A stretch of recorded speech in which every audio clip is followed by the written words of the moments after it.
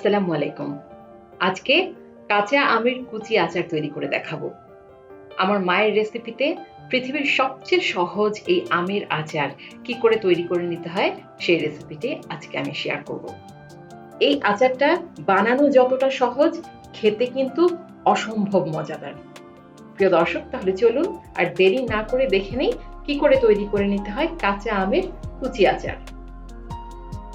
কুচি আচার তৈরি করার জন্য আমি এখানে 2 কেজি পরিমাণ কাঁচা আম নিয়ে নিয়েছি। প্রথমে আমি আমগুলোকে বেশ ভালোভাবে ধুয়ে নিয়েছি। এবার একটা কিচেন টাওয়ালের সাহায্যে আমগুলোকে বেশ ভালোভাবে মুছে নিতে হবে। এমনভাবে মুছে নিতে হবে যাতে আমে কোনো রকম পানি অবশিষ্ট না থাকে। বেশ ভালোভাবে আমি এই আমগুলোকে মুছে নিচ্ছি। মোছা হয়ে গেলে এবার আমি এগুলোকে কেটে নেব। প্রথমে আমগুলোকে একটা ছুরির সাহায্যে এর মুখটা কেটে নিলাম। এরপর একটা পিলারের সাহায্যে এর চামড়াটা আমি ছাড়িয়ে নেব। প্রতিটা আমের চামড়া আমি এভাবে ছাড়িয়ে নিচ্ছি। সবগুলো আমের চামড়া ছাড়ানো হয়ে গেলে এবার এগুলোকে কুচি করে নিতে হবে।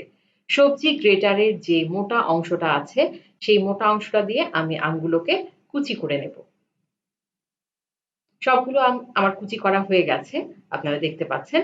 এবার আমি পরবর্তী স্টেপে চলে যাচ্ছি।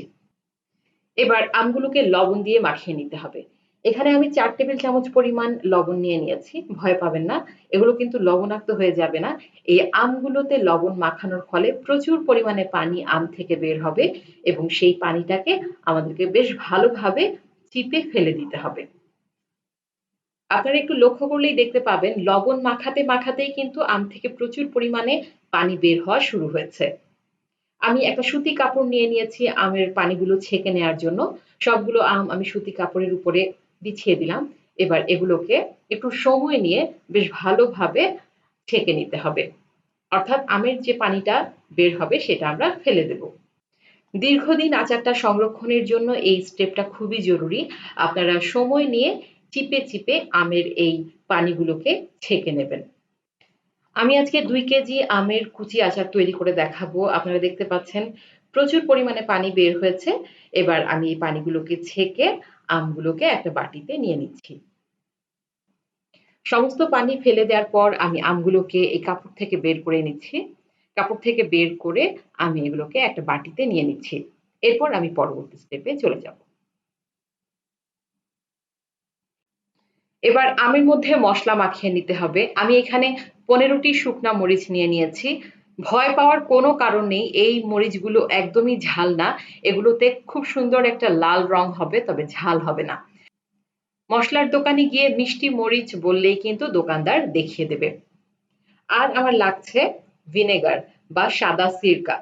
এখানে আমি সিরকা নিয়েছি। কতটুকু সিরকা আমি ব্যবহার করব সেটা আমি যখন ব্যবহার করব তখন বলে দিচ্ছি। আর রসুন লাগছে 6 থেকে 8 কোয়া। তবে আপনারা যদি রসুনের পরিমাণটা কম দিতে চান আর একটু কমিয়ে নিতে পারেন। এবার আমি মরিচগুলো থেকে বোটাটা ফেলে দিব এবং এর বিচিগুলো বের করে নেব। সবগুলো মরিচ থেকে বোটা এবং বিচিগুলো ফেলে দেওয়ার পর এবার আমি মরিচগুলোকে বেটে নেব। মরিচ এবং রসুন বেটে নেওয়ার জন্য আমি সাদা সিরকা ব্যবহার করব। পানি ব্যবহার করা যাবে না। পানি ব্যবহার করলে কিন্তু আচার নষ্ট হয়ে যাবে। প্রায় 4 টেবিল চামচ পরিমাণ সাদা সিরকা বা হোয়াইট ভিনেগার দিয়ে আমি এই মরিচ এবং রসুনটা পেস্ট করে নিচ্ছি। রসুন এবং মরিচটা বেশ ভালোভাবে পেস্ট করে নেওয়ার পর এগুলোকে এখন আমি কুচি করে পানি ঝরিয়ে নেওয়া আমের সাথে মাখিয়ে নেব। আমি একটা গ্লাভস ব্যবহার করছি, তবে আপনারা চাইলে কাঁটা চামচের সাহায্যেও এই কাজটা করে নিতে পারেন। প্রিয় দর্শক, আপনারা দেখতে পাবেন কত চমৎকার একটা কালার চলে আসে। আর খুবই সামান্য উপকরণ লাগে এই আচারটা তৈরি করতে। আমি হাত দিয়ে বেশ ভালোভাবে এটাকে মাখিয়ে নিচ্ছি। মাখানো হয়ে গেলে এখন আমি এই আমের মিশ্রণটাকে একটা প্লেটের উপর ছড়িয়ে দেব। প্লেটে ছড়িয়ে আমি 1 ঘন্টার জন্য এটাকে রোদে শুকাতে দেব। আপনারা যদি বেশি সময় রোদে রাখতে চান তাহলে অবশ্যই রাখতে পারেন, তবে 1 ঘন্টাই যথেষ্ট এই আচারটা তৈরির জন্য। আমি 1 ঘন্টার জন্য রোদে দিয়ে দিলাম। 1 ঘন্টা পর ফিরে আসছি। 1 ঘন্টা পর ফিরে এলাম। এরই মধ্যে আচারটা বেশ ভালোভাবে রোদ পেয়ে গেছে। আমি একটা কাঁচের বয়ামে এবার আচারটা ঢুকিয়ে নেব। আমার আচার কিন্তু অলমোস্ট তৈরি হয়ে গেছে। আমি আচারটা ঢুকিয়ে নিচ্ছি কাচের বয়মে। অবশ্যই পরিষ্কার কাচের বয়ম ব্যবহার করবেন। এটা আচারটা দীর্ঘদিন ভালো রাখতে সাহায্য করে। সমস্ত আচার আমি কাচের বয়মে নিয়ে নিয়েছি। এবার পর্যাপ্ত পরিমাণে সরিষার তেল দিয়ে দিতে হবে। সরিষার তেলের কোনো মাপ নেই। আপনার এই আচারটা ডুবে থাকার জন্য যতটুকু সরিষার তেল প্রয়োজন, আপনি ততটুকু সরিষার তেল এখানে দিতে হবে। আপনারা দেখতে পাচ্ছেন আমার আচারটা সরিষার তেলের নিচে রয়েছে। এবার আমি এতে দিয়ে দিচ্ছি প্রায় ৩ টেবিল চামচ পরিমাণ সাদা সিরকা বা হোয়াইট ভিনেগার। ব্যাস, তৈরি হয়ে গেল ভীষণ মজাদার পৃথিবীর সবচেয়ে সহজ কাঁচা আমের কুচি আচার। প্রতি বছর কাঁচা আমের মৌসুমে আমার আম্মু এই আচারটা খুবই যত্নের সাথে তৈরি করেন, আর সবচেয়ে বেশি সাহায্য করেন আচার তৈরিতে আমার আব্বু।